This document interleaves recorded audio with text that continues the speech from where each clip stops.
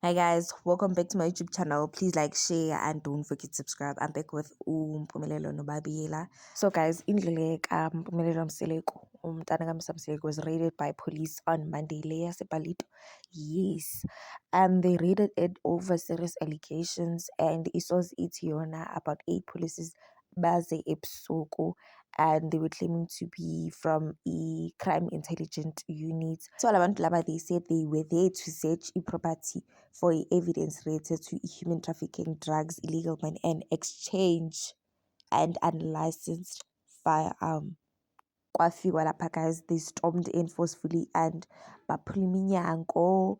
They showed a search warrant, baqala ke basearcha phakathi kwendlo, but they found nothing, kushisos, and it was later discovered ukuthi lamaphoyisa lawa, they were not really from the crime intelligence unit as they claimed.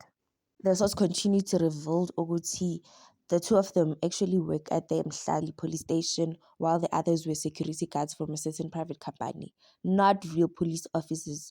It also emerged that the search warrant they presented was fake and did not have a case number.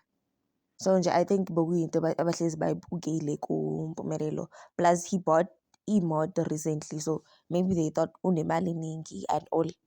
What's why the same fake officers, they stole 30,000 in cash and took a gun cartridge that was not functional.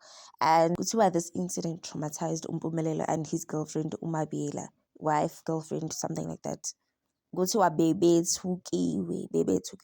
Obvious guys, you will get scared if ever there are police coming into your house telling you Uti they have to search. There was a tip of Uti human traffic against one.